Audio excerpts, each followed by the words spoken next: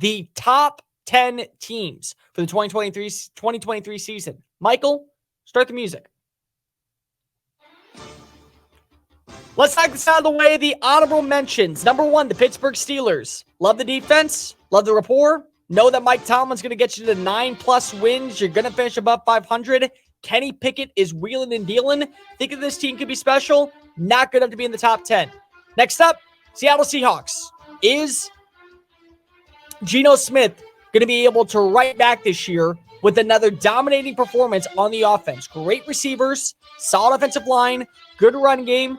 Defense worries me a little bit, but I still believe the Seahawks are one of those teams that you can't count out to duplicate the same success underneath Pete Carroll. Next up, Detroit Lions. Love the hype, love the offseason, love the building, love what Dan Campbell is preaching. Can it all come together in year 3 for Jared Goff and this organization? Or was last year a flash in the pan and they're not going to be able to duplicate that same success?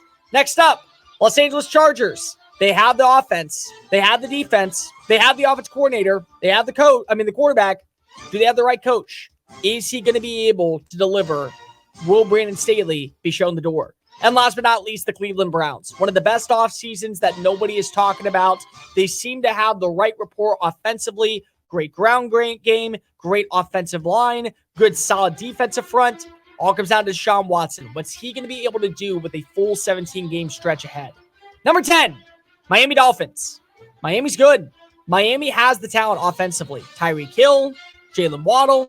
They have a solid left tackle in Teron Armstead. They feel like they have a good ground and pound game with a mix of variety of running backs from Jeff Wilson to Raheem Mostert to Javon A-Chain. And defensively, they made a lot of good moves this offseason. Probably the biggest one, bringing over Vic Fangio as their new coordinator. This all lies on Tua. If Tua stays healthy for a full 17-game stretch, he has the talent, he has the weaponry, he has easily the offensive system that works best for him. How will he be able to sustain those hits, and how will he be able to stay active every single week to keep this team as front runners in the AFC? Number 9, New York Jets. I love the Jets. I think the Jets are almost a clear-cut perfect team now that they have fixed their flaws at quarterback with Aaron Rodgers. Top 10 defense coming back. An elite unit on the defensive line. Great secondary led by AP Defensive Rookie of the Year, Sauce Gardner. Great number 1 receiver in Garrett Wilson. But I have to see it to believe it. I've heard about off seasons before where we all hype up the team and they fail to deliver. Aaron Rodgers has no excuses this year not to be able to bring Gang Green back to the postseason for the first time in 13 years.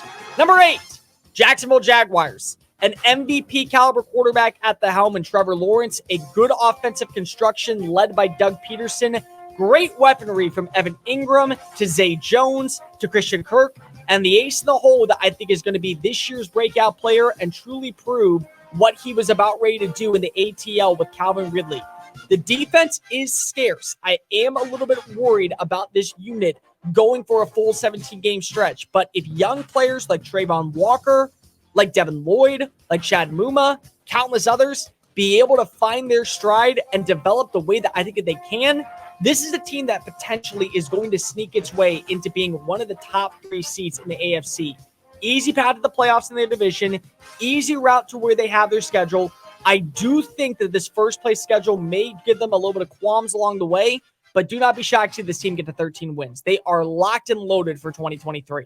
Number 7, Baltimore Ravens. Baltimore has an elite defense. They always do. Last year, adding in Roquan Smith at the trade deadline, they finished with the number 1 defense in terms of EPA metrics, in terms of everything that you were looking for in the DVOA. They added in weaponry. There's no excuse for Lamar Jackson this year. Rashad Bateman's fully healthy. You get a first-round receiver in Zay Flowers. You have a great rapport with tight end Mark Andrews. OBJ could have a breakout season. Good run game. Different offensive approach now that Todd Monken is calling the shots. How good can this Baltimore Ravens team be? Because on paper, I think they are a 12-win roster, but in reality, they may end up finishing 9-8. It really all comes down to what Lamar can do in the passing attack under this new offensive system. Number 6, my first big surprise, Buffalo Bills.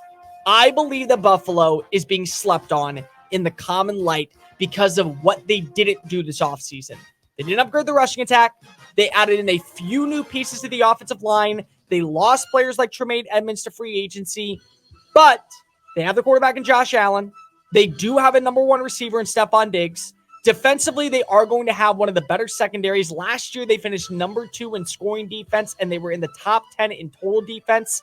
They can put up points. They can stop points. It's time to see what Buffalo can be this year. Are they finally going to meet their standard, or will they basically be the late 2010s version of the New Orleans Saints? All talk, no bite when the season finally approaches. Number 5, Dallas Cowboys. Dallas has the talent. Dallas has the offense. Dallas has the veteranship on defense. They kept Dan Quinn as their coordinator. They have a breakout MVP caliber star in a guy in Micah Parsons who's switching positions and may end up finishing with more tackles, more sacks, more pressures, more tackles for losses. They have a good offensive line. They have a run game, maybe a little bit different now that Tony Pollard is running the show and not splitting reps with Zeke. Big Zeke is not going to be feeding anymore. Great weaponry with guys like Michael Gallup, guys like Jake Ferguson. Brandon Cooks comes on over from the Houston Texans, and you have a number one receiver in CeeDee Lamb. Is Dak Prescott going to deliver in 2023? Because the pressure's not only on for Mike McCarthy, it's also on for the man under center. Number 4, San Francisco 49ers. Great defense. I know they lost D'Amico Ryans and a few pieces, but hell, they still have guys like adding in a Javon Hargrave. They still have Eric Armstead. Great linebacking core. Fred Warner. You have Dre Greenlaw. Solid secondary. Elite weaponry all across the board, no matter how you want to put it. From George Kittle to Brandon Ayuk to Deebo Samuel, Christian McCaffrey, a healthy Elijah Mitchell. Offensive line is sus. Whatever. I don't really care. It all comes down to quarterback. You go and give up on Trey Lance. You go ahead and say that Brock Purdy and Sam Darnold are your 2 weapons. They can lead this offense. They can culminate what you're looking for, Kyle Shanahan. All right, time to deliver, because we've seen the way that this song and dance has gone before. Always the bridesmaid, never the bride. You always make it to the altar, but you're not the one at the altar getting married. I want to be able to see it happen in 2023 because I think that this team is good enough to win a Super Bowl. Number 3, Philadelphia Eagles. Crazy I don't have them at number 2 like most people, but they did lose some talent defensively and their offensive coordinator in Shane Steichen. He's now running the show in Indianapolis. And Jonathan Gannon, who was influential in having this team finish number 1 in sacks and in the top 3 in almost every single defensive metric, he's now doing something. I don't know what it is in Arizona. Offensively, one of the best units in the NFL. Plain and simple. Great offensive line, solid run game, weapons beyond belief from Dallas Goedert to Devonta Smith, A.J. Brown, and you arguably have the best overall quarterback to do everything in Jalen Hurts. How does this young defense adapt with players such as Jalen Carter, with guys such as Nakobe Dean, guys such as Keely Ringo? How does the veteranship continue to flourish? Can this team duplicate what they did underneath Nick Sirianni in 2023 like they did in 2022? Number 2, Cincinnati Bengals. A healthy Joe Burrow is an MVP caliber candidate. They have weapons beyond belief. They have a top 10 defense and a unit that was vastly underappreciated, led by Lou Amaro, who also came back for another stint with Houday Nation. What can this team be? And are they finally going to be able to not only say to the world, yep, we're right there alongside Kansas City, but we may be even better than Kansas City? They deliver. Don't doubt that Houday will be hooping and hollering all the way to Sin City by the end of the year. But number 1, easily the team to beat. The team to beat until someone dethrones them, Kansas City. An elite offensive play caller with the likes of Andy Reid, the quarterback 2-time MVP, and not only that, 2-time Super Bowl champion Patrick Mahomes, a go-to target in Travis Kelce. Yes, I do worry about the defense slightly when it comes to the loss of Chris Jones if he will not play week 1, but I still know what this team has done before. They lose talent, they recoup, they recover, they retool, they adapt, and they find ways to win.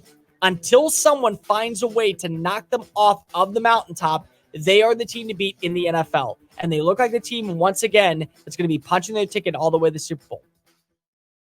Hey guys, thank you so much for watching that video. Don't hit the X button yet. Make sure you hit subscribe to keep up with all of our daily content found on Just Saying It and anything else that we post on this channel. Bye.